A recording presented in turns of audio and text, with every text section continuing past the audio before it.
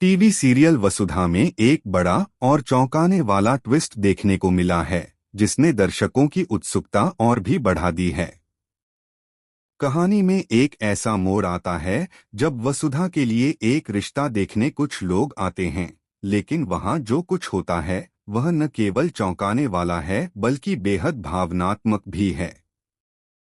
इस पूरे घटनाक्रम में वसुधा का अपमान होता है और देव उस अपमान का करारा जवाब देता है।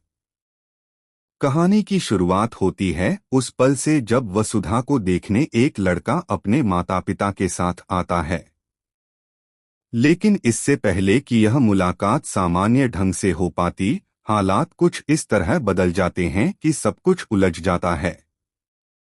देव को जब यह बात पता चलती है कि कोई लड़का वसुधा को देखने आ रहा है, तो वह बेचैन हो उठता है। उसके मन में कहीं न कहीं वसुधा के लिए खास भावनाएं हैं, जिन्हें वह अभी तक जाहिर नहीं कर पाया है। वह नहीं चाहता कि वसुधा की शादी किसी और से हो। इस बीच उसका भाई अभी भी उसके साथ मिलकर एक योजना बनाने की कोशिश करता है ताकि वसुधा से मिलने आने वाले लोगों को रोका जा सके, लेकिन उन्हें कोई खास उपाय नहीं सूझता। इधर वसुधा भी बहुत परेशान होती है। उसे यह समझ नहीं आता कि वह अपने बाबा से कैसे कहे कि वह यह रिश्ता नहीं चाहती। वह चाहकर भी अपने मन की बात नहीं कह पाती। वसुधा की यह चुप्पी उसकी असहायता को दिखाती है और यह भी कि वह कितनी मजबूरी में है। इसी बीच देव और अभी मिलकर एक योजना बनाते हैं। दोनों घर के बॉडीगार्ड बनकर खड़े हो जाते हैं ताकि उस लड़के और उसके परिवार को घर में घुसने से पहले थोड़ा उलझा सकें। जैसे ही लड़का और उसके माता पिता घर में दाखिल होने वाले होते हैं, अभी बाहर आकर उन्हें रोकता है और पूछता है कि वे किससे मिलने आए हैं।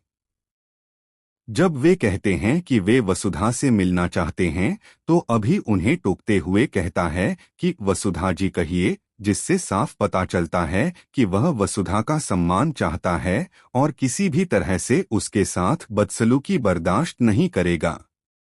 घर के अंदर सारिका नाम की एक महिला, जो शायद घर की बहू है, जानबूझकर वसुधा को नौकरानी जैसा व्यवहार करने पर मजबूर करती है।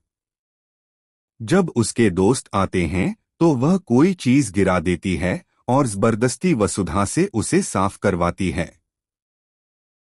यह सब देखकर लड़के की मां चौंक जाती है और पूछती है कि वसुधा नौकरानी जैसा काम क्यों कर रही है। इस पर सारिका खुलकर कहती है कि वसुधा उनके घर की नौकरानी है। उसका यह कथन न केवल वसुधा का अपमान करता है, बल्कि उसकी गरिमा को भी ठेस पहुंचाता है। इतना सुनते ही लड़का भड़क जाता है और कहता है कि क्या वह एक नौकरानी से शादी करेगा। यह कहते हुए वह न केवल वसुधा को अपमानित करता है, बल्कि यह भी दर्शाता है कि उसके भीतर कितनी घमंड और संकीर्णता है। वह यह तक कह देता है कि क्या यही उसकी हैसियत है, एक नौकरानी से शादी करना। यह सब सुनकर देव का गुस्सा 7वें आसमान पर पहुंच जाता है। जैसे ही लड़का बाहर जाता है और फिर से वसुधा को लेकर उल्टे सीधे शब्द कहता है, देव खुद को रोक नहीं पाता और उसे एक जोरदार थप्पड़ मार देता है।